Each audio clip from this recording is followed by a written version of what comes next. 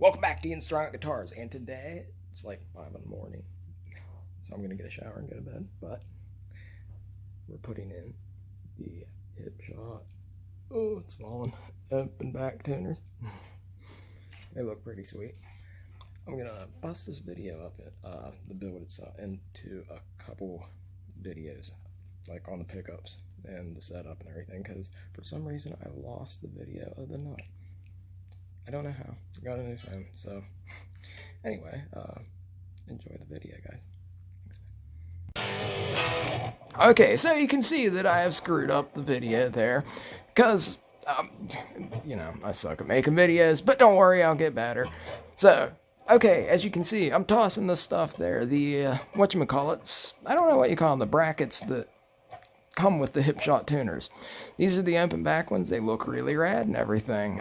They come with those thingies that you can see up there in the right hand corner, and they're essentially to line everything up, and so you don't have to drill any holes or anything if you are replacing. They're staggered, so mostly Fender Telecasters, Strats and stuff. You don't have to. I accidentally got more paint in the holes there, so I had to scrape them out. A penknife is fine, just be careful. Now I'm showing you that they come in 21 millimeter, 20 millimeter, and 19, I believe it is, because they're staggered. I was trying to say, look, see, but yeah, shit, you know how that goes. So there's 2 of each, and actually they are pretty rad on anything that has a headstock angle too, as long as it's something not ridiculously deep, like a Gibson or something. So they just come down a millimeter each, and and they work instead of a string tree. That's essentially a string tree kind of replacement, in a way. Yeah. In the 1960s they actually used grommets for the tops in a lot of the Tesco and a lot of the Japanese and, the Zero Setis and stuff. Because they had a real thin tuning peg coming up out, and there's nothing to support it. They actually used clothing grommets, like for buttons, or, lacing something on. Sorry, I've been up all night and I'm rambling and my voice sucks. That usually happens, especially when I'm trying to work on something like this. In the cold.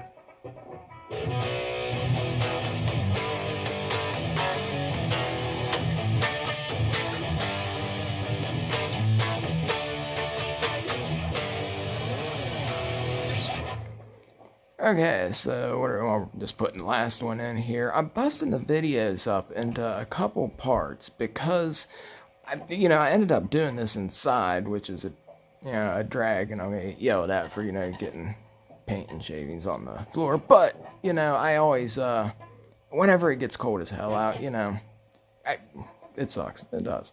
And I'm almost finished with Joe's there. Well, pretty much. I put out a picture a little bit ago, and I'll be putting it together here soon. And, oh, look. Shiny, shiny.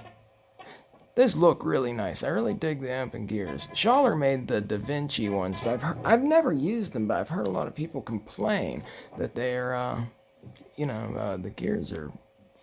Okay, that thing is an old depth gauge that I found behind my bench, and it was like from the 1940s with some Bakelite in it, and here you go. This is why you don't necessarily need those metal guiding bars. If you have like a straight edge or something, you can put it along the back, or you can measure the thingies. Be careful with your drill. I like Spurzle tuners, but these hipshots are pretty awesome, man. And I'll do a demo for what the guitar sounds like. I think the Mango looks freaking awesome. It's insanely just bright and colorful.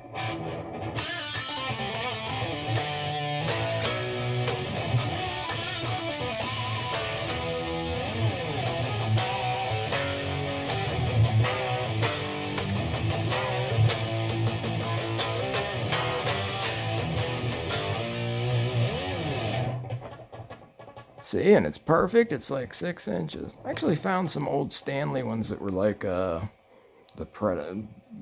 precursor to the yard folding stick, I guess. They fold out like 4 times, and they're 2 feet. They're wood and brass. They look really nice, man. But, yeah, so right here. Just make sure everything's lined up one more time so you don't drill a hole in the damn wrong place. I didn't know that I had a hand drill in here because my mom calls me and I usually try not to I try to hear, so I'm using old hand tools, which I thought would make like a cool video series, making shit with older tools. So man, here it is finished. I hope you enjoyed it. Next one will be rad. Alright, farewell guys.